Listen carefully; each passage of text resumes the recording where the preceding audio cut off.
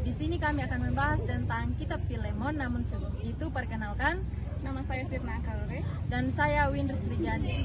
Dalam kitab ini kami akan membahas tentang latar belakang dan struktur daripada isi kitab Filemon. Selamat menyaksikan.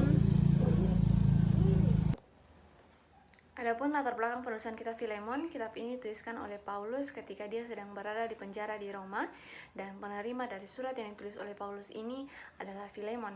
Filemon merupakan salah seorang warga Romawi yang bisa terbilang masuk dalam golongan orang kaya yang berasal dari kota Kolose. Filemon sendiri kemungkinan bertemu dengan Paulus ketika pelayanan misi Paulus di kota Efesus, dan Filemon menjadi pengikut Kristus pada saat itu. Ketika Epafras, rekan sekerja Paulus, menjalankan misi pelayanannya di kota Kolose, Filemon menjadi pemimpin bagi persekutuan orang-orang yang bersekutu di rumahnya.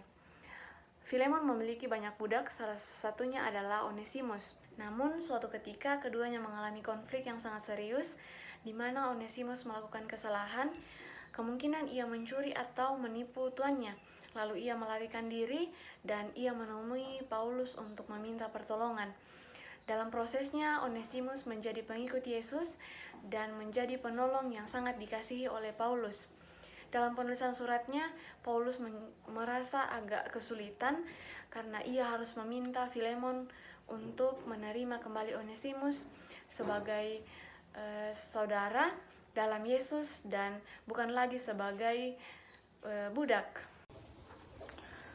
Adapun struktur daripada isi kitab Filemon, yang pertama ayat 1 sampai ayatnya yang ke-7, doa pembuka, di mana Paulus mengucap syukur kepada Allah atas kasih dan kesetiaan yang telah Filemon tunjukkan kepada Yesus dan kepada jemaatnya.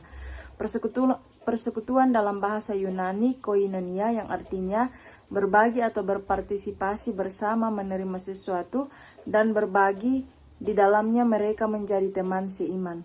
Paulus menekankan bahwa kesetiaan kepada Yesus berarti kita mengakui bahwa semua pengikut Yesus adalah teman yang setara, yang berbagi bersama di dalam anugerah dan kasih karunia Allah. Kemudian yang kedua di ayat 8 sampai ayat 20 tentang permintaan Paulus. Di sini Paulus mengatakan bahwa Onesimus telah menjadi anaknya dalam penjara. Paulus dan Onesimus menjadi satu keluarga di dalam Mesias. Nah, konflik antara Onesimus dan Filemon harus diselesaikan. Paulus meminta agar Filemon menerima Onesimus kembali bukan lagi sebagai budaknya, tetapi melainkan sebagai saudara yang kekasih di dalam Tuhan. Paulus mengatakan, jika engkau menganggap aku teman seiman, maka terimalah Onesimus seperti aku sendiri, dan kalau dia sudah merugikan ataupun berhutang padamu, tanggungkanlah kepadaku, aku akan membayarnya.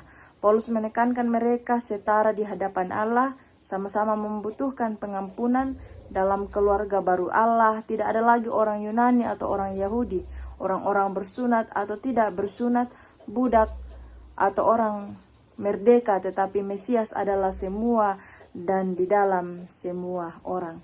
Kemudian yang terakhir di ayatnya yang ke-21 sampai 25. Di sini Paulus menutup suratnya dengan mengatakan keyakinan bahwa Filemon akan melakukan lebih dari yang Paulus minta. Filemon menyiapkan kamar atau kamar tamu karena ia akan berkunjung ketika ia keluar dari penjara, dan beberapa salam penutup. Demikianlah struktur daripada isi kitab Filemon. Semoga kita yang mendengarkan boleh sama-sama mempelajarinya dalam kehidupan kita. Terima kasih. Demikianlah hasil pemaparan kami mengenai kitab Filemon. Semoga apa yang telah kami paparkan bisa menjadi pembelajaran bagi kita semua. Sekian dan terima kasih.